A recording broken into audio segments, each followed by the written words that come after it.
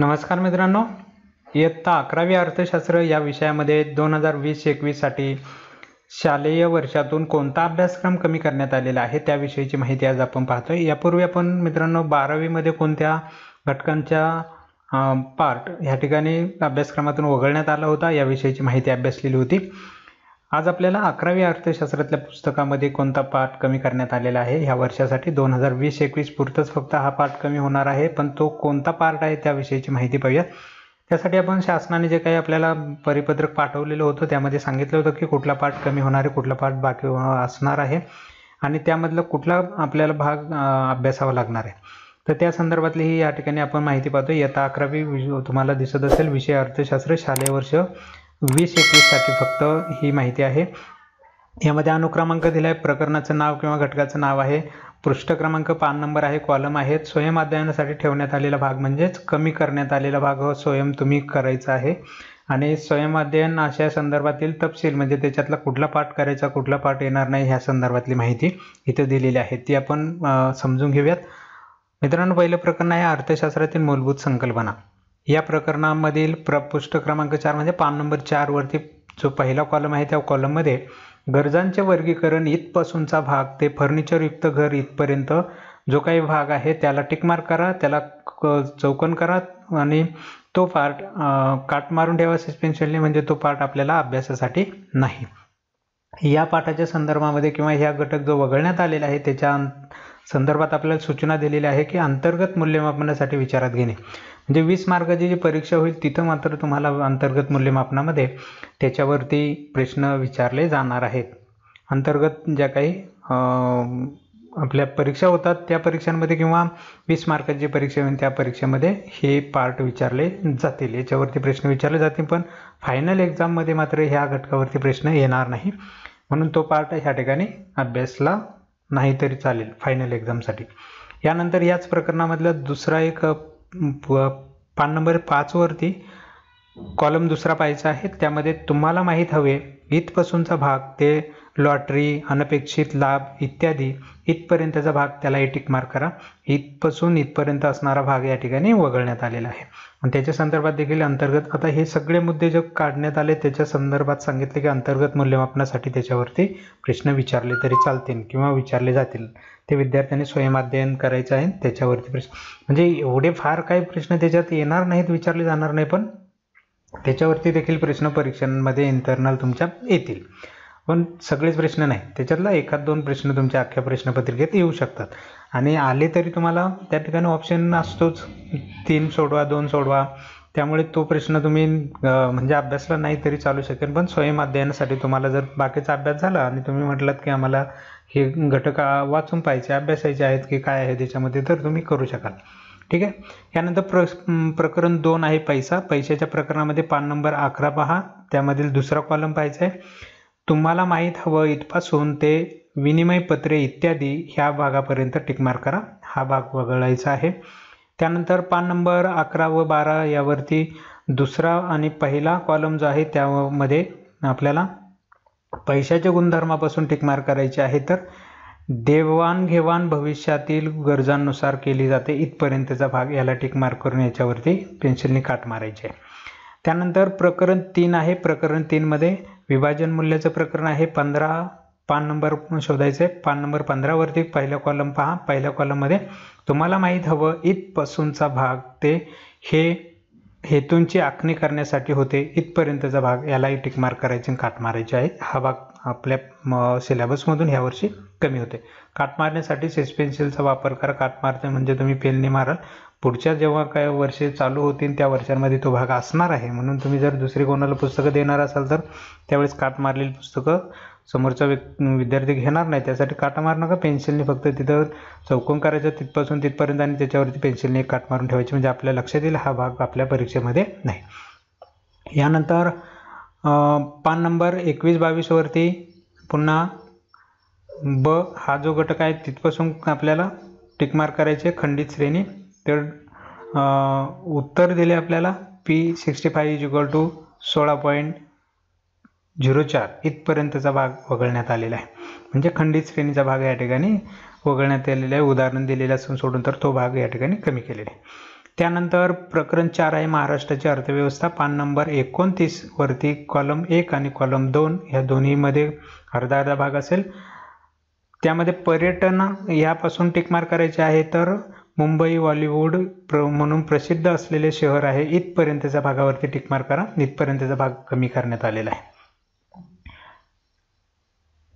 यानंतर प्रकरण 5 आहे. प्रकरण 5 मध्ये भारतातील ग्रामीण विकास आणि पान नंबर आहे 31.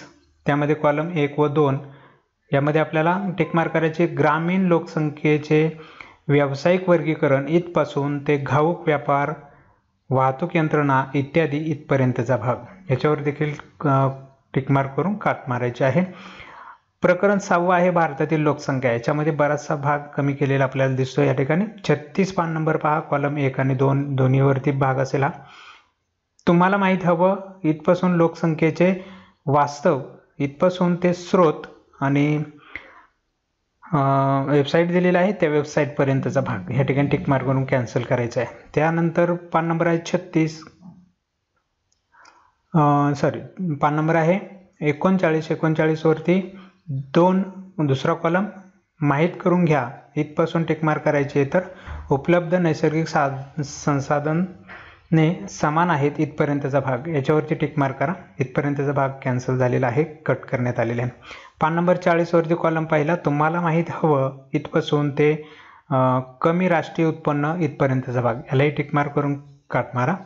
41 पान नंबरवरती 1 व 2 कॉलम, यामध्ये लोकसंख्या, मानव, एक मानवी संसाधन इथपासूनच्या भागाला टिक मार्क करायचे. तर थोडक्यात मानवी विकासामुळे समाज बदलतो इथपर्यंतच्या भागाला टिक मार्क करायचे. हा एक भाग या ठिकाणी कमी करण्यात आले.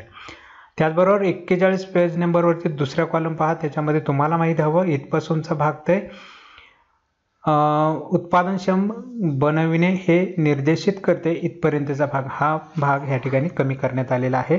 तो भाग आपण अभ्यासायचा नाही, तो फक्त इंटरनल मार्कांसाठी, अंतर्गत मूल्यमापनासाठी विचारात घेतला जाणार आहे. त्यानंतर प्रकरण 7 आहे भारतातील बेरोजगारी, पान नंबर 44. यामध्ये पहिला कॉलम आहे, तुम्हाला माहीत हवं इथपासून टिक मार्क करायचे आहे. तर अतिशय कार्यक्षमतेने कार्यरत असतात इथपर्यंतचा भाग वगळण्यात आलेला आहे, त्याच्यावर काट मारा. त्यानंतर पान नंबर 47, त्यामध्ये पहिला, तुम्हाला माहीत हवं इथपासून तर अनुत्पादक लोकसंख्येचा वाढता भार इथपर्यंतचा भाग, यालाही काट मारा आणि कॅन्सल करा. हाही भाग वगळण्यात आलेला आहे.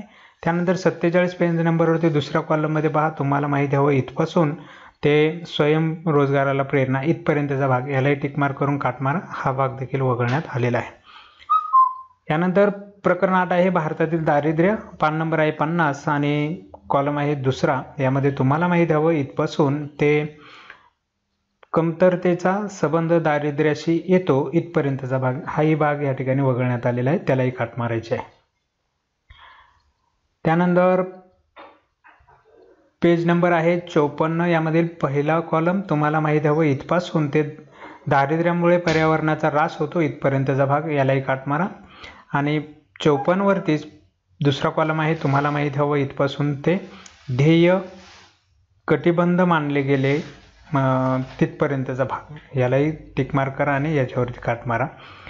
अशा पद्धतीने हा सगळा भाग या ठिकाणी वगळण्यात आलेला. प्रकरण 9 मध्ये पाहूयात भारताचे 1991 पासूनच्या जे आर्थिक धोरण आहे, यामध्ये 61-62 पेज नंबरवरतीचा असणारा भाग, ज्यामध्ये 1991च्या आर्थिक धोरणाचे मूल्यमापन इथपासून ते दारिद्र्य व विषमता यामध्ये वाढ होत आहे इथपर्यंतचा भाग, यालाही टिक मार्क करा आणि याच्यावरती पेन्सिलने काट मारा.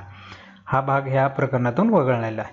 आणि शेवटचं प्रकरण आहे 10, भारतातील आर्थिक नियोजन. ह्या प्रकरणामध्ये 65 पान नंबरवरती तुम्हाला माहीत हवं एक दृष्टिक्षेपात पंचवार्षिक योजना इथपासून ते स्रोत पंचवार्षिक योजनांचे अहवाल, नियोजन मंडळ भारत सरकार, तक्ता 10.1 सहित हा सगळा भाग या ठिकाणी कॅन्सल करण्यात आलेला आहे.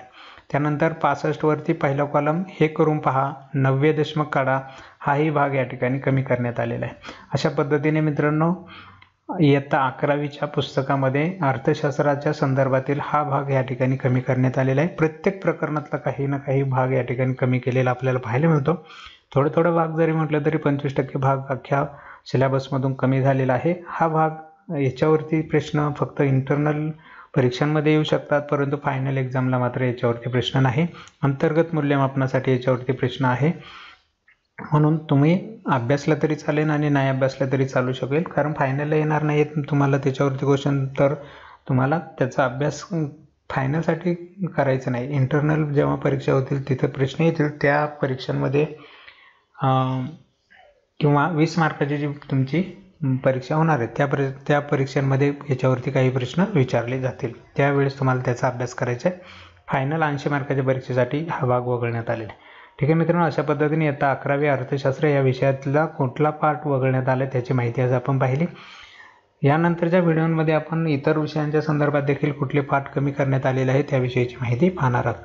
आपल्याला जर आवश्यक वाटत असेल, हा तयार केलेला व्हिडिओ आपल्याला मदत करेल असं वाटत असेल तर कमेंटमध्ये सांगा कुठल्या विषयांच्या संदर्भातले तुम्हाला कमी केलेले पार्ट आवश्यक आहेत, पाहिजे आहेत, म्हणजे त्याच्या संदर्भातले व्हिडिओ आपल्याला बनवता येतील. चला तर मित्रांनो, या ठिकाणी आजचा व्हिडिओ थांबूयात. भेटूया आपल्या पुढच्या नवीन व्हिडिओमध्ये अशाच पद्धतीने इतर राहिलेल्या काही विषयांच्या संदर्भातील कमी करण्यात आलेल्या पार्टची माहिती घेऊन. तोपर्यंत नमस्कार.